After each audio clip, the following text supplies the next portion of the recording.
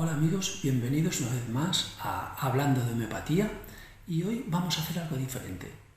Os voy a contar una historia relacionada con el medicamento de hoy, que es tuberculino. Tuberculina aviaire también, una de las tuberculinas más utilizadas. Como veréis, tuberculino tiene mucho que ver con el romanticismo, con el movimiento romántico en literatura, en arte del siglo XIX, y por eso os recomiendo algunas obras, la lectura de algunas obras como La montaña mágica de Thomas Mann, Cumbres borrascosas de Emily Brontë, mirar los cuadros de Modigliani, esas figuras femeninas alargadas y ovaladas. Hay una película interesante que es sobre la vida de Modigliani, que son Los amantes de Montparnasse. También La dama de las camelias de Dumas, y también escuchar La Traviata de Verdi. Ahí estaremos impregnados de ese espíritu romántico.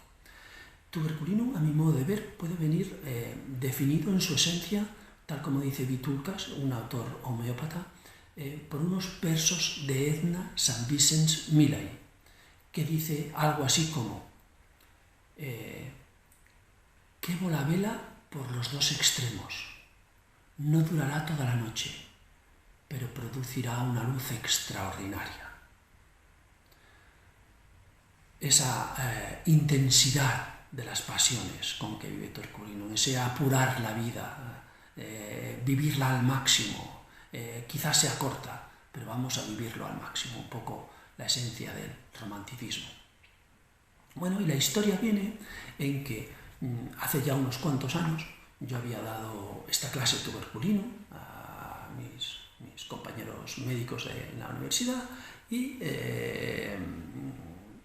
estaba ya por la tarde, tranquilo, relajado en el sofá, había sido una mañana bastante intensa y estaba leyendo con una cierta desgana el diario y me encuentro un artículo que se titulaba El amor imposible de Edmund Wilson, escrito por el periodista escritor Jordi Soler.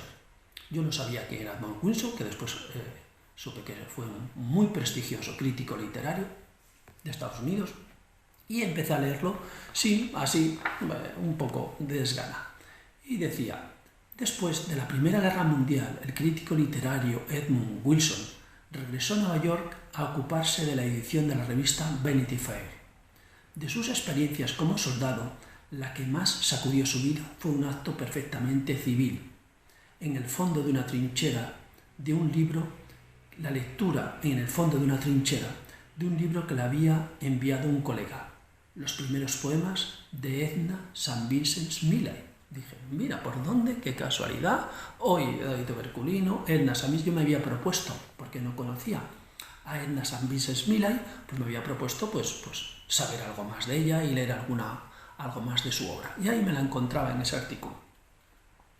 Las líneas de aquella poetisa fueron antídoto, dice el artículo, contra bombas y bayonetas, y también combustible para esas juergas de hombre solos en campaña donde las palabras de Millay, dichas por él de memoria entre trago y trago de aguardiente, constituían la única presencia femenina. Después de meses de convivir de día y de noche con esos poemas, Edmund Wilson, que ya entonces era un reconocido crítico literario, llegó a Nueva York obsesionado con la idea de conocerla y de invitarla a colaborar en su revista. Edna estaba de moda en el Greenwich Village, se había convertido en la musa de los jazzistas que le invitaban a tragos, le dedicaban piezas y le ponían música a sus poemas. Era una de esas mujeres que están lejos de la perfección. No era ni siquiera hermosa, pero tenía momentos, promovidos por su sangre o por su espíritu, donde adquiría una belleza sobrenatural, escribió Wilson años después, acordándose del día en que la conoció.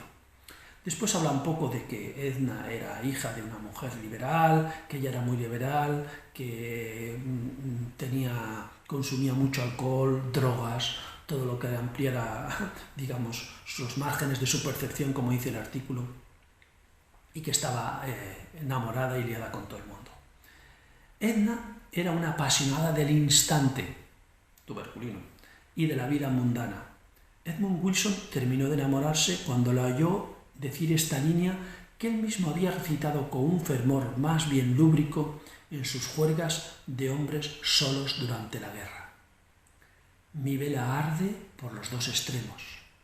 No durará toda la noche, pero produce una luz extraordinaria. Montado en esta línea, Comenzó a perseguirla por todos los clubes de jazz de Nueva York. Su persecución era patética. No había por dónde entrar a esa diosa que bebía y se divertía más que él, y que se iba con cualquier saxofonista que le dedicara unas notas. Durante el verano de 1920, Edna y su familia alquilaron una cabaña en Cape Cod. Wilson pensó, con sobrada razón, que tendría más probabilidades de conquistarla si no había saxofonistas a la redonda, y puso manos a la obra. Alquiló una cabaña en el mismo bosque y durante un mes se dedicó a suplicarle que se casara con él. Edna le respondió todas las veces que no. Después explica cómo Wilson se hizo uno de los más prestigiosos críticos literarios. Él hizo notar la presencia en Estados Unidos de Nabokov, como Edna también creció artísticamente y ganó el premio Pulitzer en 1923. Incluso Wilson había escrito sobre su última obra que contenía algunos de los más grandes poemas del siglo XX. Edna se casó, su marido hizo de agente literario también con él, pero tenían una relación sexualmente abierta, según ella misma decía, para que se supiera que el espectro de sus gustos seguía siendo amplio. Edmund Wilson siguió, enganchado, como dice, enganchado a ella en su muy corta relación y la recordaba en todo momento. Pero pasa el tiempo y aquí viene lo más intenso y interesante. En agosto de 1948, Wilson, acompañado por Helena Thornton, su cuarta esposa, asistió a un festival literario en Tanglewood, Massachusetts. Edna St. Vincent Millay vivía en esa ciudad y Edmund, que no la veía desde sus intentonas en Cape Cod, pensó que sería buena idea ir a visitarla a deshacerse de una vez del fantasma de aquella mujer que le había roto 28 años antes el corazón. Edmund y Helena se presentaron en su casa. El marido de Edna abrió la puerta, les invitó a pasar y preparó 3 martinis mientras Edna se arreglaba un poco. Media hora más tarde apareció la poetisa en lo alto de la escalera. Wilson se sintió aliviado. Aquella mujer, de belleza sobrenatural, había dejado de golpe de ser una inquietud. Estaba gorda.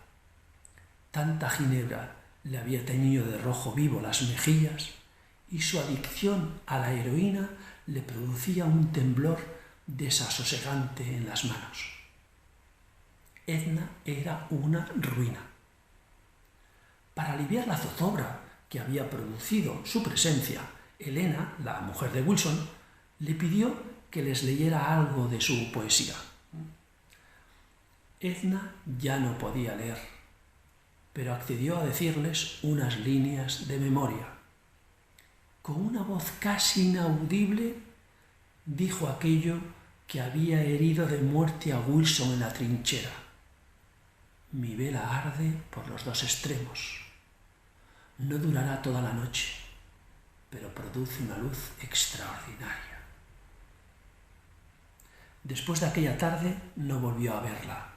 Pasó los siguientes 24 años de su vida mortalmente enamorado de esa mujer que estaba lejos de la perfección, pero que en ciertos momentos adquiría una belleza sobrenatural.